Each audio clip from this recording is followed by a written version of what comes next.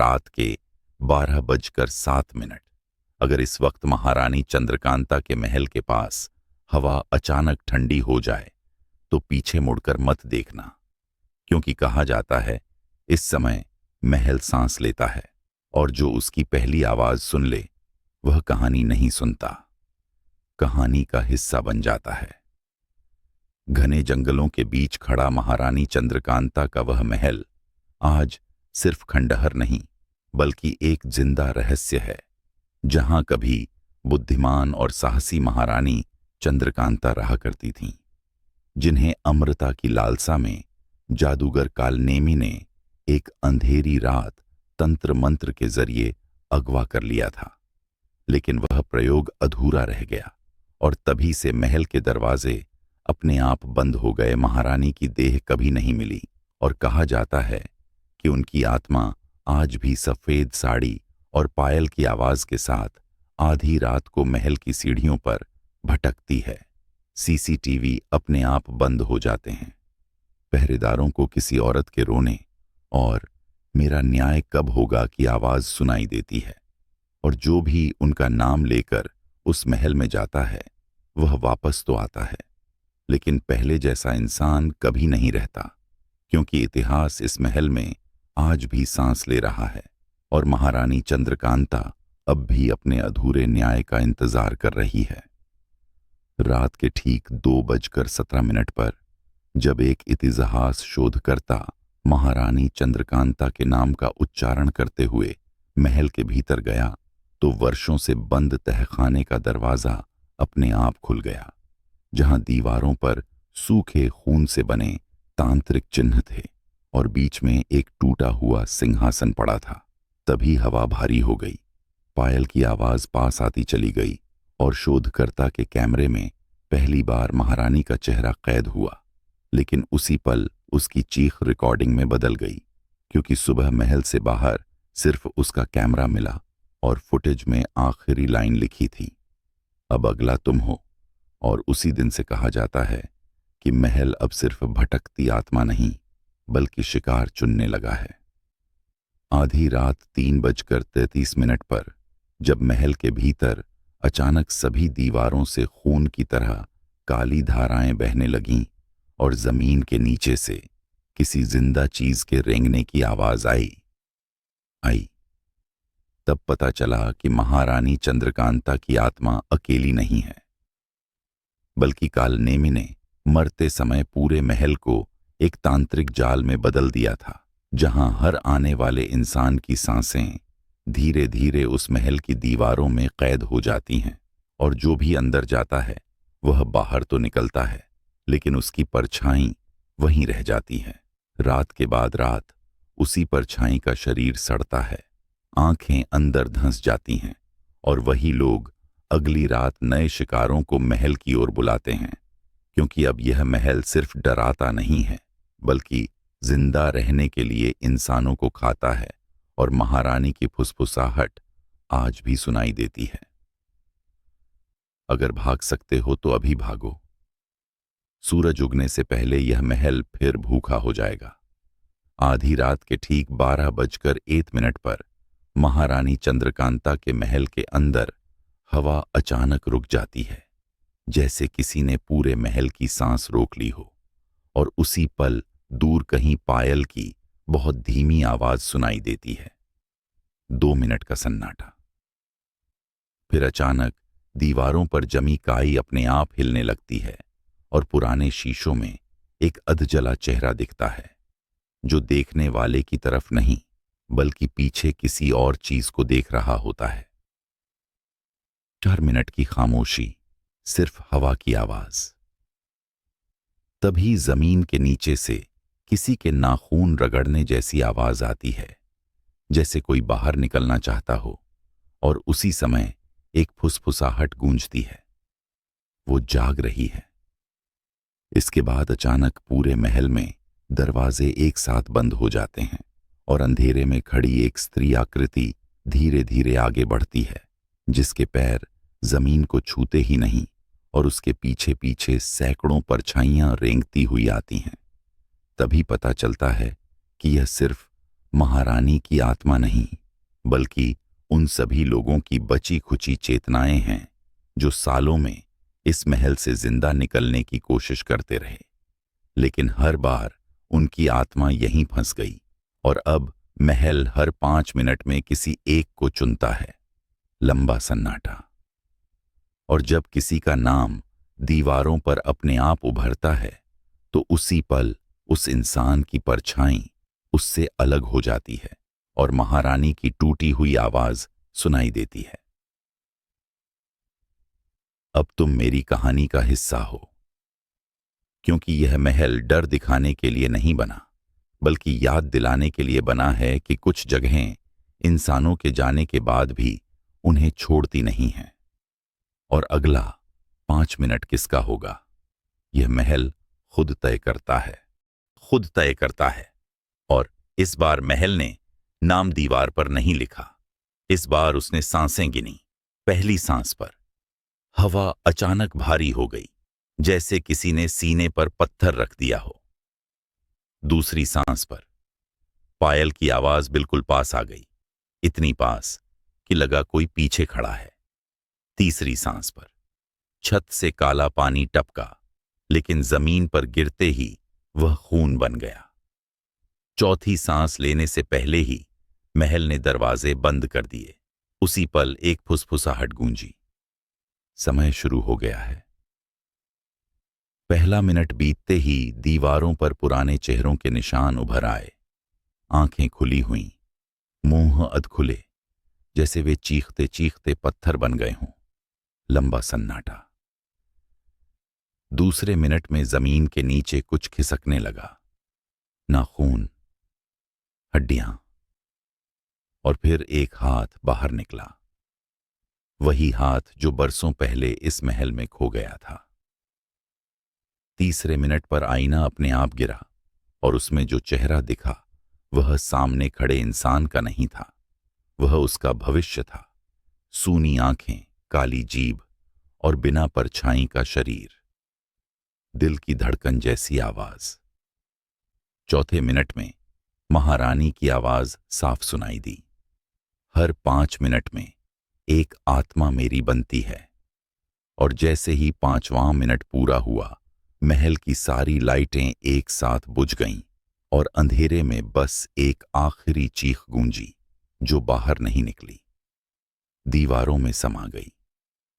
सुबह जब लोग महल के पास पहुंचे तो एक इंसान बाहर खड़ा था, चलता फिरता, सांस लेता हुआ, लेकिन उसकी आंखों में अब महल देख रहा था, क्योंकि अगला 5 मिनट अब वह खुद तय करेगा। अगला 5 मिनट शुरू होने से पहले महल ने इस बार आवाज नहीं की, उसने खामोशी चुनी। वह इंसान जो बाहर खड़ा था, जिसकी आंखों में अब महल देख रहा था, धीरे धीरे वापस अंदर मुड़ा। किसी ने उसे बुलाया नहीं, फिर भी उसके कदम खुद चल पड़े। पहला मिनट, उसके पैरों के नीचे जमीन नरम हो गई, जैसे पत्थर नहीं मांस हो। हर कदम पर हल्की कराह, जैसे महल दर्द में हो। दूसरा मिनट, दीवारों से हाथ निकलने लगे, किसी को पकड़ने के लिए नहीं, बल्कि रोकने के लिए। लेकिन हाथ नहीं रुके, क्योंकि अब वह इंसान महल का मेहमान नहीं, उसका हिस्सा था। तीसरा मिनट, उसके कानों में एक एक करके नाम फुसफुसाए गए, वे नाम जो सालों पहले लापता हुए थे। हर नाम के साथ उसके सीने में एक ठंडा छेद बनता गया। चौथा मिनट, महारानी चंद्रकांता सामने आईं। पूरा चेहरा नहीं, बस आंखें। और उन्होंने पहली बार कहा, अब मुझे अकेलापन नहीं लगता। 5वें मिनट के ठीक अंत में महल की धड़कन रुकी और फिर एक नई धड़कन शुरू हुई, उस इंसान के दिल की नहीं, महल की। सुबह जब सूरज निकला तो महल पहले से ज्यादा मजबूत दिख रहा था। दीवारें साफ, दरवाजे सीधे, जैसे किसी ने मरम्मत कर दी हो। और गांव वालों ने एक बात नोटिस की, अब पायल की आवाज के साथ कदमों की गूंज भी आती है, क्योंकि महारानी अब अकेली नहीं थीं और महल को अगले शिकार के लिए अब इंतजार नहीं करना पड़ता। अगला 5 मिनट शुरू होने से पहले महल ने इस बार दरवाजा खोला, जैसे वह किसी का इंतजार कर रहा हो। बाहर खड़े गांव वालों ने देखा कि महल की छत से धुआं नहीं, सांस निकल रही थी। हर सांस के साथ पत्थर गीले हो रहे थे और दीवारों पर नसें उभर आई थीं। पहला मिनट, उस इंसान की परछाई उससे पूरी तरह अलग हो गई। परछाई पीछे मुड़ी और मुस्कुराई, वह मुस्कान जिसे इंसान जिंदगी में कभी देखना नहीं चाहता। दूसरा मिनट, महल के भीतर हर आईना एक साथ टूट गया और कांच के टुकड़ों में एक ही चेहरा दिखा, महारानी चंद्रकांता का, लेकिन आंखों में अब कोई इंतजार नहीं था। तीसरा मिनट, जमीन के नीचे दबे सैकड़ों नाम एक साथ बोले, अब बारी तुम्हारी नहीं, अब तुम ही बारी हो। चौथा मिनट, उस इंसान की आवाज बदल गई। जब उसने चीखने की कोशिश की तो आवाज नहीं निकली, महल बोल पड़ा। 5वें मिनट पर पूरा महल कांपा और एक नया कमरा उभर आया, ऐसा कमरा जो कल तक मौजूद नहीं था। दरवाजे पर लिखा था, रक्षक। सुबह जब सूरज निकला तो पहली बार महल से कोई चीख नहीं आई, सिर्फ शांति थी, बहुत गहरी। और उसी दिन से जो भी महल के पास से गुजरता है उसे ऐसा लगता है कि कोई देख रहा है, डराने के लिए नहीं, चुनने के लिए। क्योंकि अब महारानी चंद्रकांता का महल सिर्फ श्रापित नहीं है, उसके पास अपना रक्षक भी है।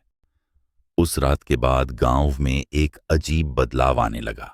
लोग सपनों में वही महल देखने लगे, टूटी सीढ़ियां, लाल खिड़कियां और अंधेरे में खड़ी एक स्त्री जो हर सपने में थोड़ा और पास आ जाती थी। जो भी नींद से घबराकर उठता उसके कानों में एक ही वाक्य गूंजता, अब तुम्हारी बारी है। धीरे धीरे लोग गायब होने लगे। कोई रात में बाहर गया और लौटा नहीं, कोई सुबह उठा तो उसकी परछाई बिस्तर पर रह गईं, लेकिन शरीर नहीं। महल तक जाने वाली पगडंडी अब अपने आप बन रही थी, घास हटती जाती, पत्थर उभरते जाते, जैसे जमीन खुद रास्ता दिखा रही हो। एक रात ठीक 12:07 पर महल की सभी खिड़कियों में एक साथ लाल रोशनी जली। उस रोशनी में सैकड़ों चेहरे दिखे, कुछ रोते हुए, कुछ मुस्कुराते हुए और कुछ ऐसे जिन्हें डरना अब याद भी नहीं था। तभी पहली बार महारानी चंद्रकांता ने महल के बाहर कदम रखा। उसके पैरों से जमीन ठंडी नहीं हुई, बल्कि सांस लेने लगी। उसने आसमान की तरफ देखा और बहुत धीमे से कहा, इतने साल, अब कोई तो सुने। उस रात से महल इंतजार नहीं करता, वह चुनता है। जिसके दिल में डर हो, जिसकी आत्मा में सवाल हो, या जो यह सोचता हो कि यह सब झूठ है, महल सबसे पहले उसी को बुलाता है। और जो अंदर जाता है वह मरता नहीं, वह बदल जाता है। सुबह लोग उसे देखते हैं, चलते हुए, बोलते हुए, लेकिन उसकी आंखों में अब महल झांक रहा होता है, क्योंकि महल को अब सिर्फ आत्माएं नहीं चाहिए, उसे जिंदा दूत चाहिए। और अगर अभी आपको भी यह कहानी सुनते हुए हल्की सी बेचैनी हो रही है, अगर आपको भी लग रहा है कि कोई पीछे खड़ा है, तो याद रखिए, यह महज कहानी नहीं है। रात अब सिर्फ अंधेरा नहीं लाती, रात अब नाम लेकर आती है। जिस दिन आपने नेक्स्ट डार्क पार्ट लिखा, उसी रात महल की सबसे ऊपर वाली खिड़की में एक नई लाल रोशनी जली। वह खिड़की पहले कभी नहीं खुली थी। उस रोशनी के भीतर महारानी चंद्रकांता अकेली नहीं थीं। उसके पीछे कई आकृतियां खड़ी थीं, कुछ बिना चेहरों के, कुछ बिना आंखों के और कुछ बिल्कुल आपके जैसे। महल अब बदल चुका था। दीवारें पहले पत्थर की थीं, अब वे यादों से बनी थीं। जो भी अंदर जाता, महल उसकी सबसे डरावनी याद दीवारों पर टांग देता। एक आदमी अंदर गया और बाहर आया तो चिल्लाया, यह मुझे मेरा ही बचपन दिखा रहा था। अगले ही पल उसकी आवाज रुक गई, क्योंकि उसकी परछाई उसके मुंह में समा गई। अब हर 5 मिनट में महल एक नई आवाज निकालता, कभी बच्चे की हंसी, कभी किसी मां की पुकार, कभी किसी प्रेमी का आखिरी वादा, जो आवाज आपको सबसे ज्यादा खींचे। समझ लीजिए, महल ने आपको पहचान लिया है। उस रात महारानी ने पहली बार अपनी साड़ी का पल्लू उठाया।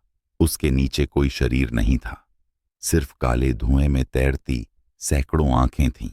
उसने कहा, मैं श्राप नहीं हूं, मैं परिणाम हूं। और तभी महल का सबसे गहरा कमरा खुला। वहां कोई दरवाजा नहीं था, बस एक सवाल हवा में लिखा था, क्या तुम सच जानना चाहते हो? जो हां सोचता है वह वापस नहीं आता, जो नहीं सोचता है वह जिंदगी भर महल के सपनों से नहीं बच पाता। सुबह गांव में एक नया नियम फैल गया। अगर किसी के सपने में महल 3 बार आ जाए तो चौथी बार वह सपना नहीं होता, वह निमंत्रण होता है। और अगर इस वक्त आपको भी ऐसा लग रहा है कि यह कहानी थोड़ी ज्यादा ही पास आ रही है, तो डरिए मत। डर तो उन्हें लगता है जिन्हें महल ने अभी चुना नहीं, क्योंकि अब महारानी चंद्रकांता का महल खाली नहीं होता, वह बढ़ता है। और अगला कमरा शायद आपके लिए बन रहा है। महल ने उस रात पहली बार समय रोक दिया। घड़ियां चलती रहीं, लेकिन 12:07 खत्म नहीं हुआ। हवा में एक गंध फैल गई, पुरानी अगरबत्ती, जले हुए बाल और खून से भी पुरानी कोई चीज। महारानी चंद्रकांता महल के बीचों बीच खड़ी थी। अब उसके चेहरे पर न क्रोध था न दुख, बस निर्णय था। उसने कहा, श्राप टूटेगा, लेकिन किसी एक के साथ। तभी दीवारों से सैकड़ों परछाइयां निकलीं। वे सब वही लोग थे जो सालों में इस महल का हिस्सा बने। सब एक साथ बोले, बलिदान चाहिए। महल को एक आखिरी आत्मा नहीं चाहिए थी, उसे चाहिए था एक जिंदा इंसान जो डर के बावजूद अंदर आया हो। और उसी पल महल ने अपनी पसंद बताई, जिसने इस कहानी को अंत तक सुना, जिसने डर के बावजूद एक पल भी नजर नहीं हटाई। महल ने उसी को चुना। दरवाजे अपने आप बंद हो गए। आवाज आई, अब पीछे मत देखना। जो बलिदान बना उसने देखा।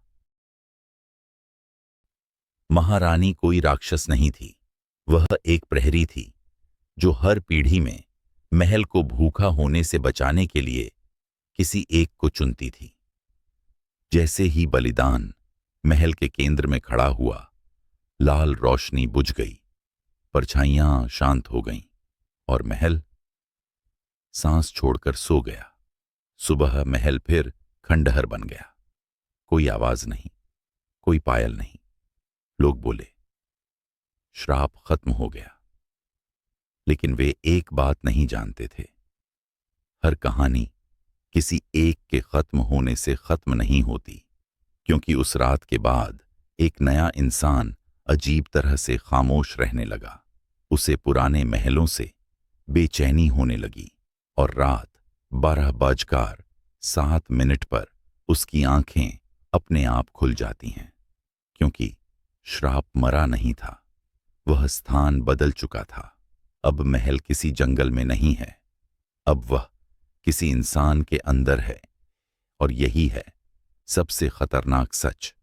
महल गिर सकता है, दीवारें टूट सकती हैं, लेकिन जब श्राप इंसान बन जाए तो उसे कोई छोड़ नहीं सकता, क्योंकि अगली बार महल किसी जगह पर नहीं, किसी इंसान के भीतर जागेगा। बलिदान के बाद सबको लगा कि सब खत्म हो गया है। महल शांत है, खिड़कियां बुझ चुकी हैं और महारानी चंद्रकांता अब सिर्फ एक कहानी है, लेकिन वे भूल गए थे, महल मरता नहीं, वह स्थान बदलता है। शहर के एक साधारण से घर में एक आदमी हर रात 12:07 पर जागने लगा, बिना अलार्म, बिना डर, जैसे किसी ने भीतर से पुकारा हो। पहले हफ्ते उसे सपने आए, वही टूटा हुआ महल, वही लाल खिड़कियां और दूर खड़ी एक रानी जो कुछ नहीं कहती थी, बस देखती थी। दूसरे हफ्ते उसकी परछाई उससे थोड़ी देर से चलने लगीं। आईने में उसकी आंखें थोड़ी देर और ठहरी रहतीं। तीसरे हफ्ते उसने पहली बार किसी की आवाज सुनी, रक्षक जाग रहा है। उसी रात शहर में एक हादसा हुआ। एक पुराना घर अचानक अंदर से ढह गया। कोई भूकंप नहीं, कोई चेतावनी नहीं। लोग बोले इत्तेफाक होगा, लेकिन उस आदमी को पता था उसके सीने में कुछ धड़क रहा है। दिल नहीं, महल। जहां भी वह जाता लोग बेचैन हो जाते, बच्चे रोने लगते, कुत्ते भौंकने के बजाय छुप जाते। और फिर पहली बार उसने किसी को बुलाया। उसने कुछ कहा नहीं, बस सोचा, और सामने वाला आदमी खुद ब खुद उसके पीछे चल पड़ा। उस रात एक कमरा बना, ईंटों से नहीं, यादों से। महल अब जंगल में नहीं था, वह चल सकता था। और तभी महारानी चंद्रकांता की आवाज उसके भीतर गूंजी, अब मैं सो सकती हूं। उसने समझ लिया, वह नया शिकार नहीं है, वह नया रक्षक है। लेकिन एक फर्क था, महारानी रक्षक बनी मजबूरी में, यह रक्षक जागा है इच्छा से। और यही बात इस बार की कहानी को सबसे ज्यादा खतरनाक बनाती है, क्योंकि जब रक्षक खुद चुनने लगे तो महल कभी भूखा नहीं रहता। और अगर कभी आपको भी किसी अनजान जगह की अजीब सी याद आने लगे, या लगे कि कोई आपको देख रहा है लेकिन दिख नहीं रहा, तो समझ जाइए सीजन 2 शुरू हो चुका है, क्योंकि नया रक्षक अब जाग चुका है। और इस बार महल आपके सपनों तक चलकर आएगा। रक्षक ने पहली बार रात से बात की। वह जानना चाहता था, क्या महल उसे चला रहा है या वह महल को। 12:07 पर उसने अपनी आंखें बंद कीं और सिर्फ इतना सोचा, मुझे भूख लगी है। उसी पल शहर की सबसे पुरानी गली में एक घर की बत्तियां बुझ गईं। अंदर कोई चीखा नहीं, बाहर कोई भागा नहीं। सुबह जब दरवाजा खोला गया तो घर बिल्कुल सही था। कुर्सियां अपनी जगह, तस्वीरें दीवार पर, लेकिन वहां रहने वाले कभी मिले ही नहीं। रक्षक ने पहली बार सीने में ठंडक महसूस की। डर नहीं, संतोष। उस रात उसने आईने में खुद को देखा। उसकी आंखों के पीछे लाल खिड़कियां चमक रही थीं और उसकी परछाई अब पीछे नहीं, आगे चल रही थीं। दूसरा शिकार इत्तेफाक नहीं था।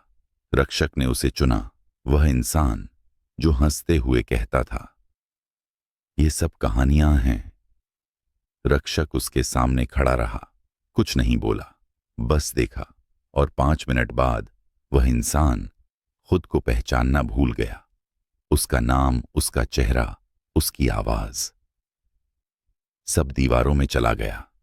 अब महल ईंटों से नहीं बन रहा था, वह बन रहा था जिंदा लोगों से। तभी पहली बार महारानी चंद्रकांता रक्षक के सपने में आईं। उन्होंने चेतावनी दी, अगर भूख को सीमा नहीं दी तो तुम मुझसे भी आगे निकल जाओगे। रक्षक मुस्कुराया, और पहली बार महल ने भी मुस्कुराना सीखा। शहर में अफवाह फैल गई। कुछ लोग डरते थे, कुछ आकर्षित होते थे, और सबसे खतरनाक बात, कुछ लोग खुद महल के पास आने लगे। क्योंकि अब महल सिर्फ बुलाता नहीं था, वह वादा करता था और रक्षक समझ चुका था यह सिर्फ शुरुआत है, क्योंकि अगला शिकार डरा हुआ नहीं होगा, वह तैयार हुआ होगा। अगर आपको यह कहानी पसंद आई हो तो चैनल को लाइक, सब्सक्राइब और शेयर करना मत भूलिए, क्योंकि ऐसी कहानियां रोज नहीं आती और कुछ कहानियां खत्म भी नहीं होती। अगर आप चाहते हैं महारानी चंद्रकांता के महल का अगला डरावना भाग, तो कमेंट में नेक्स्ट पार्ट जरूर लिखिए, क्योंकि अगली बार महल किसी और को नहीं, आपको बुला सकता है।